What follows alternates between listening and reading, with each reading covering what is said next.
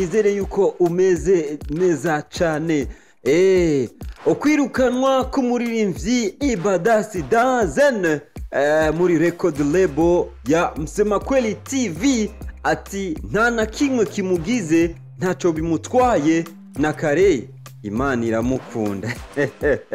Oya nshuti zanje ni shida kabisa. Urabizi neza yuko nta misi ibiri irashira hashizwe ku mugaragaro communique ugwete gwerekana yuko uno musaza Ibadasi Dazen yirukanywe burundu ntakiri umuririmbyi ari muri record label ya Msema Kweli TV. Nkuko byashizwe ku mugaragaro na CEO wa Msema Kweli TV abicishije nshuti yanje ku rubuga rwa channel ya YouTube, bashizeho ugwandiko rurerure gwerekana neza yuko Ibadasi Dazen ntakiri umuririmbyi wa Msema Kweli TV. Banditse bati, watu wa Msema Kweli TV, huyu mnamuona hapa alikuwa wa management ya Msema Kweli TV. Tumemtoa kwenye management yetu ya Msema Kweli TV, hayupo tena ndani ya Msema Kweli TV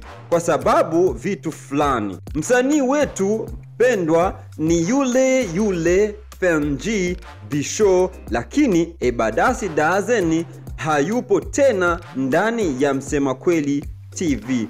Thank you aliyokuwa CEO wa Msema Kweli TV. Uravyumva? Nkuko ubibona nugwete kwanditswe mu rurimi rw'igiswahili gwerekana neza yuko uno musaza Ibadasi Dazen ntakiri umuririmbyi wa Msema Kweli TV. Yes, reka ndakubwire yuko nimba wewe uri umuntu mushasha ndagusabe ugire subscribe kugira winjire mu muryango wa Sules Ndimu, ugura ku gakengeri abanshize ko ikiganiro uzobura umuntu wa mbere wironkera ubusesanguzi. Nkuko rero wabibonye nuko Ibadasi Dazen ntakiri rero umuririmbyi wa Msema Kweli TV. Abantu benshi baguma bibaza, none Ibadasi Dazen ari muri management ya Msema Kweli TV yoba yarakoze ibikorwa bingahe? Yes, Ibadasi Dazen ari muri Msema Kweli TV yakoze indirimbo zibiri. Indirimbo ya mbere yakoze yari indirimbo bise Yahaya, yari kumwe na FNG. Byasirike amezi 6 yarashize iyo ndirimbo bayishize ku mugaragaro. Ariko nubundi nuko Ibadasi Dazen irukanywe ni mu gihe indwi 4 zishize ashize ku mugaragaro indirimbo nshasha bise Boss bari kumwe na FNG. Ati nta na kimwe rero bimutwaye gute nuko Ibadasi Dazen yirukanywe itariki 30 kwezi kwa11 kuwa Mungu, ariko bukeye gusa itariki 1 ukwezi kwa 12 musi wa mbere amasaha 28 atarashira Ibadasi Dazen agaragara mu ndirimbo nka featuring indirimbo Vitamine, indirimbo y'umuririmbyi Nesta B. Aho nyene ku mugoroba kuri wa mbere nyene itariki 1 ukwezi kwa 12 Ibadasi acasohora indirimbo yise Najipenda. Bisigura yuko umenga ni kintu cyari cyabaye planifié, nitubizi neza yuko c'est quoi l'idée.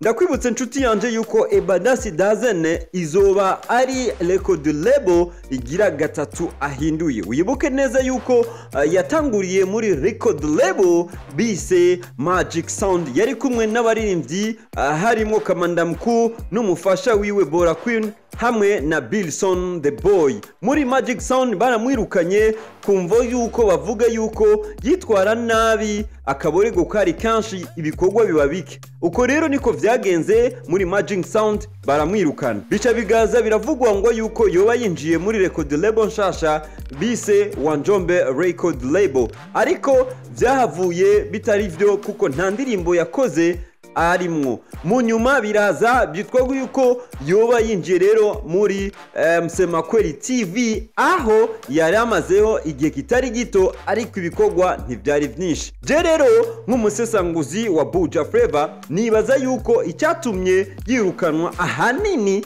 nibaza yuko no gusohora amakolabo kugaragara mu ndirimbo z'abandi adazifitiye uruhusha. Peut-être hari n'amakuru ariko aracanacanamwo muri quartier avuga nga yuko hoba harabaye ubusumwa hagati ya Ebadas hamwe na Fenji, aho ayo makuru ariko aravugwa ngo yuko Ebadas yoba yaragize akantu ku muririmbyi Fenji mugenzi wiwe, ngo yoba yaratwaye umuriyoni n'amafaranga 500,000 by'umuririmbyi Fenji. Baca bafata ingingo rero ngo yo kuca bamwirukana muri record label. Nta byemezo birashirwa ku mugaragaro, ayo n'amakuru yariko araca taratibu muri quartier avuga ngo yuko Ebadas yoba yaratwaye amafaranga ya Fenji. Bica birangira rero yuko bati tuna mutimua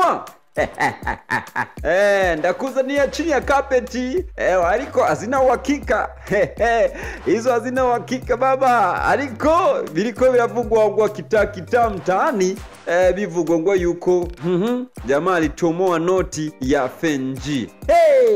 Sijui canke wewe wibaza niki coba cyatumye Msemakweli TV afata ingingo yo kumwirukana Ebadas Daze, naburya benshi bemeza yuko uno musaza ari umuririmbyi. Gira subscribe, wandike muri commentaire icyo wibaza, nanje ndakwishura. Yes, ndakubwiye ni Sule Sindimu. Ikindi kiganiro kiraje. Ciao, bye bye.